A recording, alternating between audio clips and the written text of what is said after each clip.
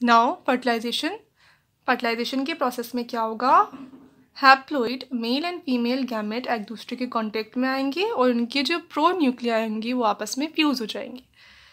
Male gamete है, female gamete है, male gamete haploid होगा, फीमेल गैमेट भी हैप्लॉइड होगा। ये दोनों एक दूसरे के कांटेक्ट में आएंगे।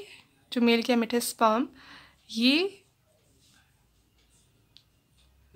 मूव करके जो फीमेल गैमेट है ओवम उस तक जाएगा, या फिर सेकेंडरी oocyte कह सकते हैं, सेकेंडरी oocyte तक जाएगा। अगर मैमल्स की बात करें तो, ह्यूमंस की बात करें तो इसके बाद ये जाके इन दोनों की मेम्ब्रेन कांटेक्ट में आएगी और मेम्ब्रेन कांटेक्ट में आने के बाद मेम्ब्रेन डिग्रेड हो जाएगी और जो स्पर्म है उसका न्यूक्लियस एंटर कर जाएगा फीमेल जो गैमेट फीमेल गैमेट है सेकेंडरी oocyte इसके अंदर।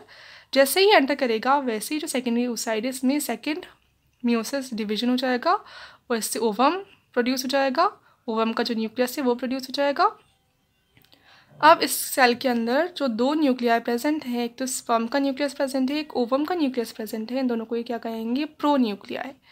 तो mail pro nuclei and female pro nuclei दोनों का फ्यूजन हो जाएगा, मिल जाएंगे दोनों आपस में। इस पूरे प्रोसेस को क्या कहेंगे, फर्टिलाइजेशन।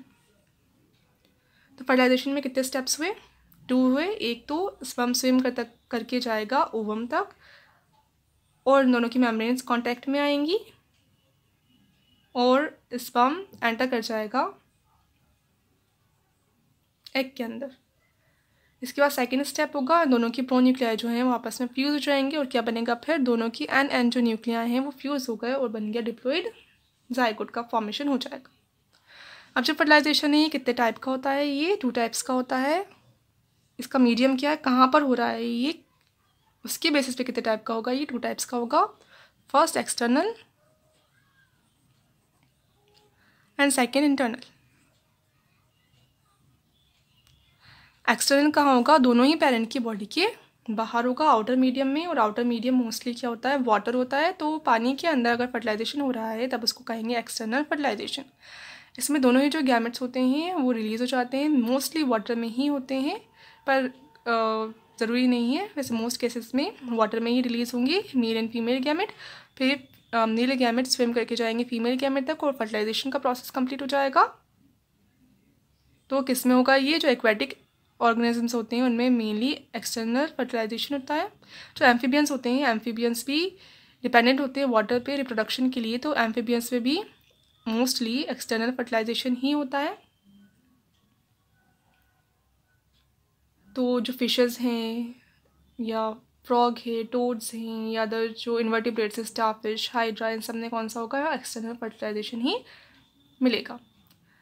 अब जो मीडियम है उसका नेचर कैसा होगा, वाटर है मीडियम मेन, इसका नेचर कैसा होगा, ये सी वाटर होगा या फ्रेश वाटर होगा। सी वाटर यानी जो सॉल्टी वाटर जो होता है, समुद्रों का जो पानी होता है वो होगा, या फिर हो सकता है वो स्वच्छ जल हो सकता है, फ्रेश वाटर हो सकता है जैसे रिवर्स का या पोन्ड्स का, इसमें फर्टिलाइजेशन हो सकता है।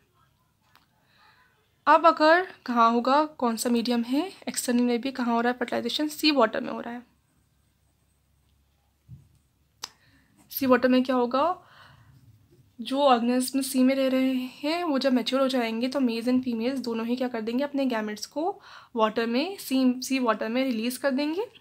अब इसके लिए क्या ज़रूरी है कि जो male and female gamete release हो रहे हैं वो एक ही टाइम पर रिलीज़ हो, ताकि फर्टिलाइजेशन के चांसेस बढ़ जाए, दोनों एक दूसरे के कॉन्टैक्ट में आ पाएँ। तो इसके लिए इनमें अलग अलग मैकेनिज्म्स होते हैं।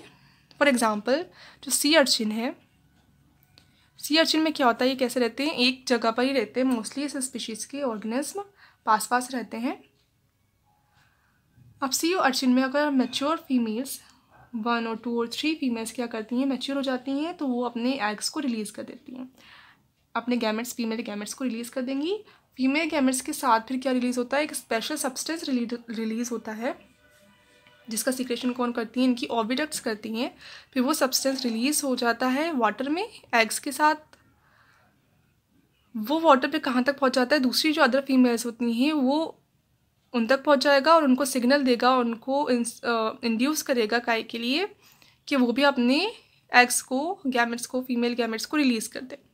तो ऐसे ही और फीमेल्स क्या करती हैं, फिर अपने गैमेट्स को रिलीज़ कर देती हैं। ऐसे ही उस जगह पे प्रेजेंट सारी जो फीमेल्स हैं वो अपने गैमेट्स रिलीज़ कर देती हैं, एग्स रिलीज़ कर देती हैं। साथ में ये जो केमिकल्स हैं कहाँ तक पहुँच जाते हैं, मेल्स तक भी पहुँच जाते हैं, और मेल्स को भी इंड्यूस करते हैं कि वो अपने मेल जो गैमेट्स हैं, स्पर्म्स, उनको रिलीज़ कर दें वाटर में। तो ऐसे ही एक ही टाइम पर बहुत सारे मेल्स एंड बहुत सारे फीमेल्स गैमेट रिलीज़ कर देंगी वाटर में, और फिर फर्टिलाइजेशन हो जाएगा ईजीली, क्योंकि इतने सारे एग्स एंड स्पर्म्स प्रेजेंट हैं उस मीडियम में। अब सी वाटर में क्या होगा, इनका लाइफ टाइम कितना होता है, जो एग है, एग कितने कुछ दिन तक सर्वाइव कर सकता है सी वाटर में, एग तो डेज तक सर्वाइव कर सकता है, और जो स्पर्म है वो आवर्स तक सर्वाइव कर सकते हैं, कुछ आवर्स तक सर्वाइव कर सकते हैं। उनके बाद अगर फर्टिलाइजेशन नहीं हो तो दोनों ही डिग्रेड हो जाते हैं, ख़त्म हो जाते हैं। और मान लो कहाँ हो रहा है फर्टिलाइजेशन, फ्रेश वाटर में हो रहा है, तो फ्रेश वाटर में इनका लाइफ टाइम और कम हो जाता है, तो स्पर्म सिर्फ कुछ मिनट्स तक ही सर्वाइव कर सकते हैं। अब अगर इतने छोटे टाइम में इनका फर्टिलाइजेशन नहीं होगा तो डिस्ट्रॉय ही हो जाएंगे, जाइगोट फॉर्म ही नहीं हो पाएगा। अब सिर्फ मिनट्स में ज़रूरी नहीं है कि हो ही जाए इनका फर्टिलाइजेशन, तो इसके लिए भी स्पेशल मैकेनिज्म होते हैं। इसमें क्या होगा, फिर एग्स पर डायरेक्ट ही एग्स रिलीज़ कर दिए, फिर एग्स के ऊपर डायरेक्ट ही क्या रिलीज़ कर देते हैं, स्पर्म्स रिलीज़ कर देते हैं, ताकि वो जैसे ही रिलीज़ हो वैसे ही वो एग्स को फर्टिलाइज कर दे। तो ये मैकेनिज्म होता है फ्रेश वाटर ऑर्गेनिजम्स में। नाउ इंटरनल में क्या होगा,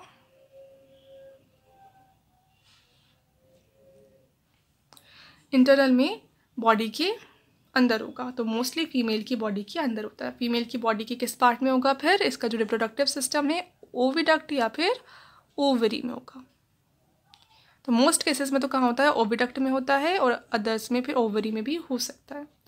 तो जो मैमल्स हैं, जो ह्यूमंस हैं, मैमल्स हैं, रेप्टाइल्स हैं, बर्ड्स हैं, इनमें ओविडक्ट का जो ऊपर वाला पार्ट होता है वहाँ होता है फर्टिलाइजेशन। बाकी जो यूरोडेला है, यूरोडेला में सिलेमेंडर आ जाते हैं, एम्फीबियंस होते हैं, इनमें कहाँ होता है, फिर ओविडक्ट के नीचे वाले पार्ट में होता है।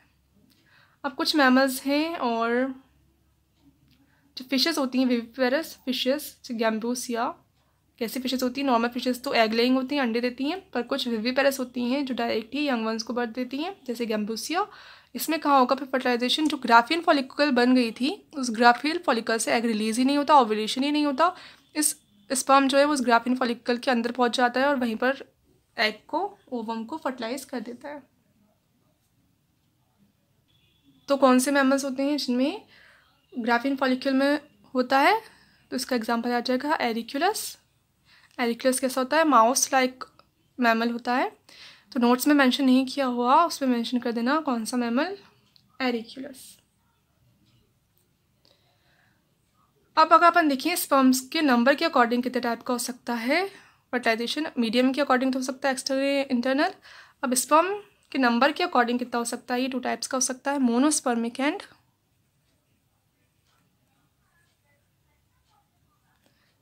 पॉलीस्पर्मिक।